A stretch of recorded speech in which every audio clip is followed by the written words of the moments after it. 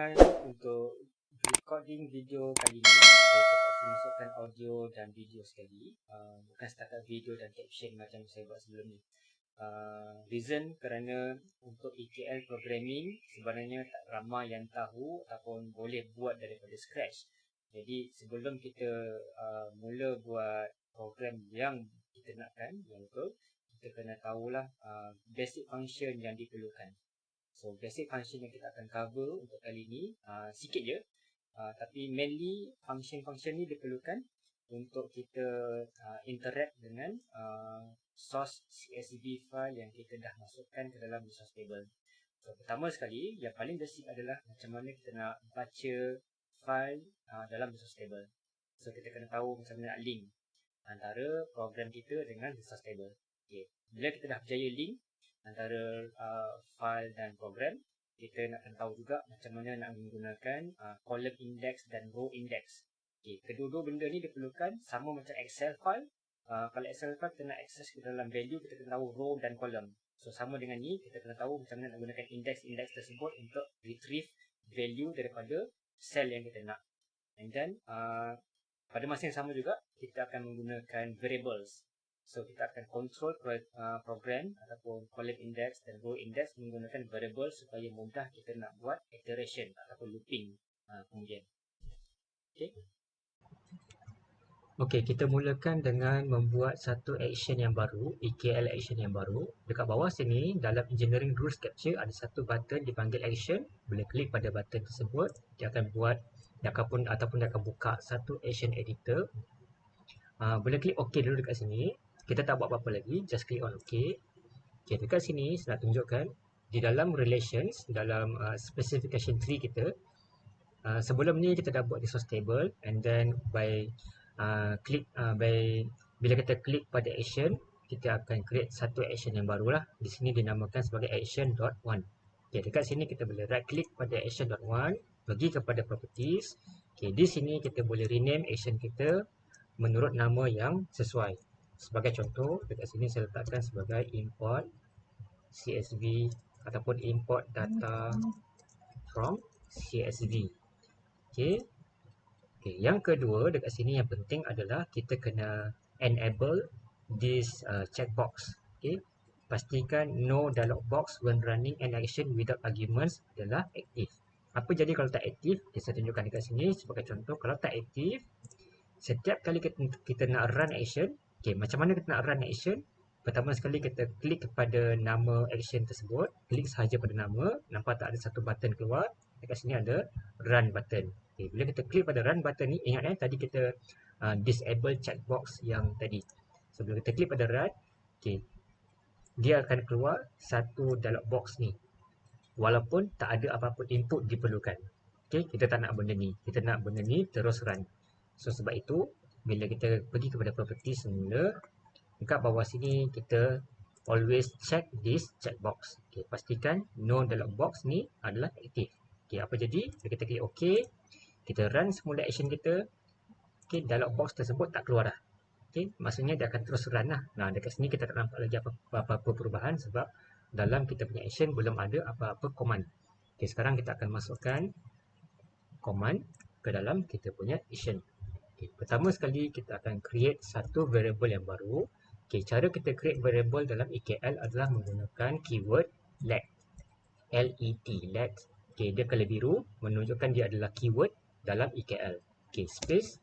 Okay, selepas kita declare ataupun selepas kita type in let space, okay, ini adalah tempat di mana kita boleh specify nama variables yang sesuai. Sebagai contoh, sekarang ni kita letak SHT1. SHT ni saya punya short form sendiri. Kita boleh letak apa-apa variable name. Okay, SHT1. Okay, apa jenis variable ni? Tadi variable name. SHT1 adalah variable name. Okay, sekarang ni untuk meletakkan type kepada variable, kita letak kurungan. Okay, di dalam kurungan ni kita boleh search daripada drop down menu ni. Kita boleh search yang diperlukan sekarang adalah DT sheet type ataupun data sheet type. Okay, boleh double klik pada nama tu and then tutup kurungan. Okay, sekarang ni apa yang berlaku adalah kita baru sahaja declare satu variable baru bernama sheet 1 ataupun SHT1. Okey, apa jenis variable SHT1 adalah daripada jenis DT sheet type. Okey, kenapa kita guna DT sheet type? Sebab dalam resource table kita, kita import satu resource item yang mempunyai type sheet. Okey. So sekarang ni apa yang kita boleh buat daripada sini adalah sheet 1 ni, SHT1 ni, buat masa sekarang hanyalah nama variable dan variable tu adalah kosong. Tak ada apa-apa value, tak ada apa-apa objek yang terikat dengan SHT1 ni. Jadi kita nak mengikat SHT1 ni kepada CSV file yang terdapat di dalam resource table kita. Okey, macam mana nak buat? So kita akan gunakan keyword set.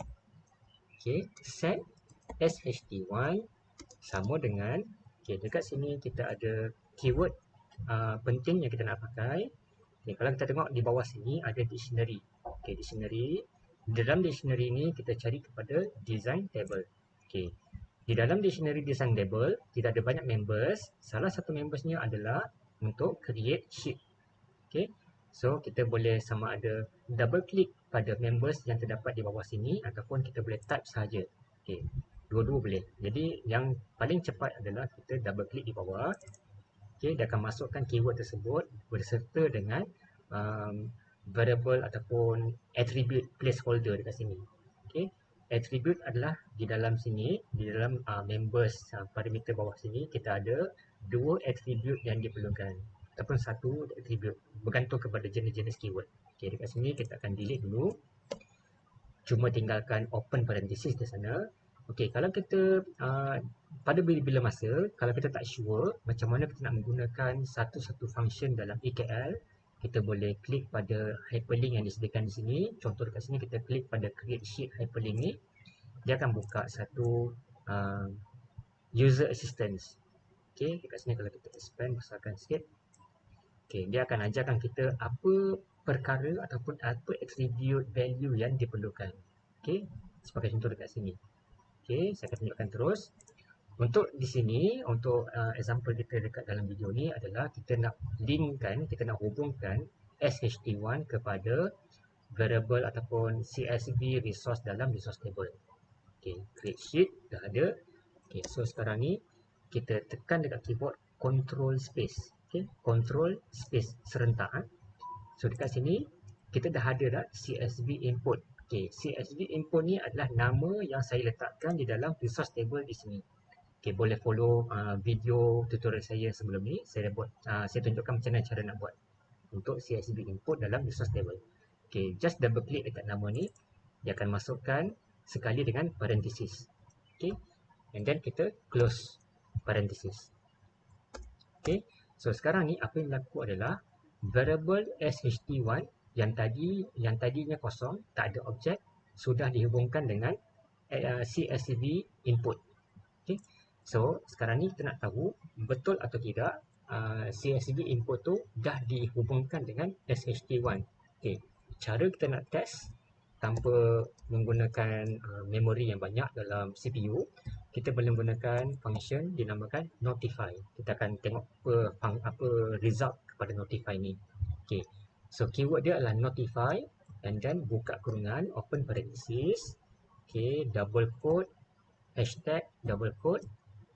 So apa yang kita buat sekarang ni adalah okay, contoh kat sini kan, dia ada explanation di sini, saya nak terangkan ikut saya punya bahasa. Okay, notify ni apa maksud dia adalah dia akan membuatkan satu teks appear ataupun timbul keluar nanti bila kita run this program, satu teks akan keluar dalam yellow bubble. Okay, dalam kotak kuning macam ni. Okay, itu function notify. Okay, apa yang kita nak keluarkan adalah satu value. Value tu buat masa ni kita letakkan dalam hashtag ni. Okay, value tu akan datang daripada sheet 1. Okay, sheet 1 ni, dalam sheet 1 ni apa yang kita nak keluarkan? Okay, kita nak keluarkan berapa jumlah row dalam sheet 1. Okay, kita dah keluarkan ataupun kita dah panggil variable sheet 1. Kita dekat keyboard kita tekan button dot, okay, titik. Okay, bila kita tekan titik saja pada keyboard, okay, ada banyak lagi optional ataupun attribute yang keluar di dalam drop down menu ni. Okay, salah satunya adalah kita nak keluarkan number of row. So dekat sini kita boleh cari row number. Okay, ni rows number, double klik dekat rows number. Okay, and then kita tutup kurungan. Okay, itu saja. Untuk kali ini kita akan keluarkan row number, total row dalam sheet 1. Okay, nak tahu sama ada kita punya program ni ada error ataupun tidak. Saya zoom in sikit sebab takut font ni ternampak. Okay, kalau nak zoom in, kita boleh tekan dekat keyboard control. Okay, press control and then scroll mouse button up or down. Okay, kalau kita scroll up, dia akan zoom in. Scroll down, dia akan zoom out. Okay, saya just nak buatkan teks tu besar sikit. Okay, nak tahu sama ada kita punya syntax ataupun kita punya program ni ada error ataupun tidak dalam tulisan, kita boleh klik pada button ke atas ni, syntax errors. Okay, so sepatutnya keluar no syntax error lah. Okay, klik OK dulu. Kita nak tunjukkan macam mana output yang kita boleh dapat menggunakan keyword ni, notify. Right? Okay, klik OK. So sekarang ni kita akan run action. Klik pada action name. Klik pada run button. Okay, dia tengah proses. Okay, once dia completed, kita boleh nampak number of total row dekat sini, 36. Right? So kita boleh check balik. Kita boleh check balik dalam CSV file kita, dalam source file, betul ke ada 36 row. Okay, tengok dekat sini, betul kan? Ada 36 row. Okay, bermaksud data yang kita keluarkan dalam kita punya EKL program yang simple tadi, dia mengeluarkan ke semua data, ke semua row, termasuklah kolom header. Sebab apa? Dekat sini ada kolom header X, Y, Z. Right? Dia keluarkan terus 36. Okay. Seterusnya, kita masuk balik ke dalam action kita. Double klik dekat action name. Kita akan buka balik action editor. Okay, dekat sini kita dah tahu bahawa sheet 1 tadi betul dah ada 36 row. Okay, seterusnya kita nak check lagi. Okay, kita buat lagi satu, notify. Okay, sama je syntax dia. Koma. Okay, dekat sini kita nak keluarkan sel. Kita nak keluarkan contoh, kita nak keluarkan sel ni. Alright. Sepatutnya kita akan dapat value 0.07427. Okay, macam mana nak keluarkan value tersebut? Okay, dekat sini. Sama juga kita akan panggil sheet 1, sht1. Okay, sht1 dot. Okay, dekat sini kita nak panggil value dalam cell. Okay, bila kita klik pada dot sahaja dekat keyboard, remember dia akan keluar di drop down menu. Salah satu function dekat sini adalah cell as string, cell as real, cell as boolean. Okay, for our case, untuk example kita, disebabkan value ni adalah nombor, jadi kita akan pergi kepada cell as real. So double klik dekat cell as real. Okay, buka kurungan. Okay, dekat sini dia akan tanya dekat kita row index dan column index. Okay, kita tengok dekat sini. Okay, row index 11, betul ke? Okay, kita cuba dulu. Kan? Okay, row index adalah 11. Column index adalah 2. Betul kan? Kalau tengok pada sini, itulah kita punya index. Row index 11, column index 2. Okay, kita pergi balik kepada EKL, kita masukkan row index tadi. Row index kita 11, kolom index kita 2. Okay, tutup kurungan 2 kali. Kenapa 2 kali? Sebab kurungan close parenthesis yang pertama adalah merujuk kepada cell as real. Close parenthesis yang kedua merujuk kepada notify.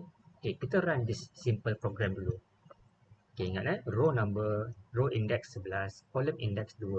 Sepatutnya yang kita mahukan adalah this value, 0.07427. Okay, kita run this program, kita tengok apa result dia. Klik pada action name, klik pada run button. Tengok pada yellow ni, yellow box ni. Okay, notice that the value yang keluar adalah 0.07172. Okay, bermaksud row index yang kita masukkan tadi adalah merujuk kepada sel di bawah di sini, 0.07172. Okay, kenapa jadi macam tu? Sebab untuk cell as real tadi, function cell as real hanya akan membaca table data. Dia tak akan membaca table header. Okay, bermaksud untuk mendapatkan value 0.07427 sebenarnya kita perlu menggunakan row index nombor 10. Right? Harapnya semua boleh faham. Okay, so sekarang kita akan tukarkan 11 menjadi 10. Klik OK. Dan kita run simulate action. Okay, kita boleh tengok value yang keluar sekarang dah betul 0.07427 sama dengan kita punya CSV file 0.07427. Right? So itu penting menggunakan row index dan column index yang betul. Okey, seterusnya macam mana kita nak control value row index dan column index menggunakan variable. Okey, pertama sekali kita kena declare variable. To declare variable, gunakan keyword let space. Okey, dekat sini kita boleh specify variable name. Sebagai contoh dekat sini, saya nak menggunakan variable name yang sama dengan kolom header saya. Ada X, Y, Z. Okey, so saya akan declare 3 variable serentak pada satu line yang sama. Okey, so dekat sini saya akan masukkan X, Y, Z. Okey, and then space kurungan. Okey, ini adalah variable type. Kita nak letak type apa? Okey, dekat sini kita akan masukkan type integer. Okey, X, Y, Z sebagai integer. Okey, tengok dekat sini kita punya CSV source file. X merujuk kepada kolom indeks pertama, Y kolom indeks kedua, Z kolom indeks ketiga. Jadi dekat sini kita boleh terus initialize. Okey, dekat sini kita initializekan dia. X sebagai 1, Y sebagai 2 dan Z sebagai 3. Okey, so kita boleh gantikan dekat sini value 2 ni sebagai Y. Alright. Okey, ini akan keluarkan satu value merujuk kepada 0.07427. Okey, macam mana kita nak keluarkan ketiga-tiga value sekaligus? Okey, dekat sini kita cuma ada satu value placeholder. Okey, satu hashtag ni menunjukkan satu value placeholder. Okey, kat sini kita letakkan koma, hashtag lagi, koma dan hashtag. So ada 3 hashtag. 1, 2 dan 3. Okey, tapi bila kita run dekat sini, kita still tak boleh dapat 3 value. Sebab apa? Kita cuma extract single value. So kita nak extract lagi sekali untuk X. Okey, boleh copy, Ctrl C and then Ctrl V, comma, space. Okey, nampak tak? Ada 2 value extraction yang kita dah buat sekarang ni. Okey, kita tukarkan dekat sini daripada Y pergi kepada X. Okey. And then kita repeat the same process, comma, space, Ctrl V untuk paste and then tukarkan yang ini daripada Y kepada Z. Okey, so apa program kita yang simple ni akan buat sekarang adalah dia akan membaca daripada sheet 1 cell as real, okay, value dalam cell kita sebagai real, and then dia akan refer kepada row index yang ke-10 pada kolom X ataupun kolom index yang pertama. Okay, dekat sini pun sama, dia akan baca row index ke-10 pada kolom index yang kedua, dan yang ini adalah dia akan membaca sel yang terdapat pada row index ke-10 pada kolom index yang ke-3. Okay, kita lihat apa dia punya result. Klik OK and then klik pada action name, klik pada run button. Okay, boleh tengok dekat sini dia dah keluarkan X value, Y value dan Z value.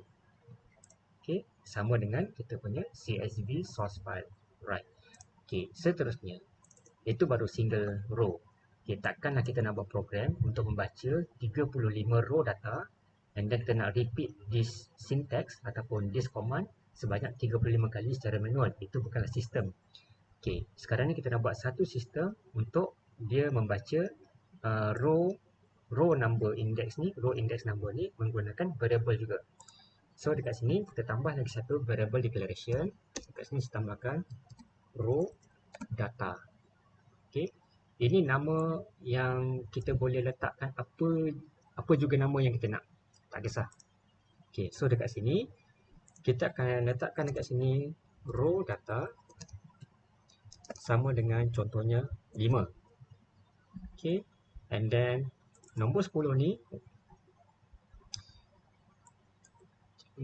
okay, nombor 10 ni kita akan tukarkan dengan row data. Okay, boleh double klik. Okay, double klik dekat variable name, Ctrl C untuk copy, dan double klik pada nombor 10 ni, Ctrl V. Alright. Okay, sama juga dengan yang ini, kita akan paste row data. Dekat sini pun kita akan pastekan dengan row data. Okay, so kita try run this action dulu. Klik OK. Okay, klik pada action name, klik pada run button. Okay, dia akan baca 0.7, 0.0458. Alright, yang inilah. Okay, so sekarang ni kita nak buat program kita baca keseluruhan row data. Okay, macam mana? Okay, dekat sini kita boleh buat looping, dipanggil looping ataupun iteration. Okay, kita set dulu row data sama dengan 1. While sebelum tu dekat depan ni kita kena ada keyword for. Okay, for ni menunjukkan keyword untuk iteration ataupun looping. Okay, for row data sama dengan 1 while, okay, row data less than, kita ambil yang ini. Sebab ini adalah dia punya total row number. Betul kan? So dekat sini adalah less than sheet 1 rows number. Okay, sheet 1 rows number tadi adalah sama dengan 36. Betul? Jadi apa line ni akan buat adalah dia akan bagi tahu kepada Katia EKL untuk buat satu looping ataupun iteration ataupun apa dia panggil lah, sebenarnya pengulangan. Okey. Bermula dengan row data 1 sehingga row data value ni tadi dia akan sentiasa bertambah satu demi satu sehingga row data value ni jumpa 36. Okey, dia akan buat iteration ni selagi mana value dalam row data ni adalah kurang daripada 36. Alright, harapnya itu clear. Okey, sekarang ni ini baru looping initialization dipanggil. Okey, kita enter pada keyboard, kita masukkan open curly bracket. Okey, open curly bracket, tekan enter lagi, and then kita masukkan close curly bracket. Okey, apa yang kita buat sekarang ni adalah kita baru letakkan satu iteration body. Okey, ini dipanggil sebagai iteration initialization ataupun iteration header. Dekat sini adalah body dia. Di antara dua curly bracket ni adalah body ataupun statement yang kita nak sentiasa ulang. Selagi mana header ni dikira sebagai true statement. Okay, selagi dia true statement, iteration body ni akan terus berulang. Okay, and then kita masukkan kita punya statement tadi, kita Ctrl X untuk cut, and then kita paste ke dalam ni. Right, nampak tak apa yang kita buat? So, harapnya boleh faham. Daripada iteration header ni, dia akan terus execute statement yang ini. Okay, dia akan terus execute statement notify ni selagi mana row data value tak sampai 36. Okay, kita tengok betul atau tak. Okay, kita klik OK, and then kita klik pada action name, and then klik pada run. Okay, boleh nampak tak? So sekarang ni EKL statement ataupun program yang kita buat tadi cuma ada berapa line. Okay, kita tengok kat sini, dia cuma ada 17 line. 17 line ni pun disebabkan saya letak space in between. Okay, itu pun 17 line. Okay, 17 line ni akan membuatkan EKL faham untuk baca semua data dalam kita punya CSV file. Okay, ini pengenalan kepada program EKL yang kita akan buat nanti. So harapnya semua boleh faham. Kita akan sambung pada video seterusnya. Harapnya tanpa ada audio instruction macam sekarang lah. Kita akan gunakan balik konsep video dan caption macam yang saya buat sebelum ni. Video kali ini saya letakkan audio disebabkan benda ni sangat penting untuk difahami. Basic dia sangat penting. Macam mana kita nak buat macam mana kita nak buat satu program yang simple untuk baca Excel file, and then macam mana kita nak buat satu program untuk baca ataupun keluarkan data. Okay,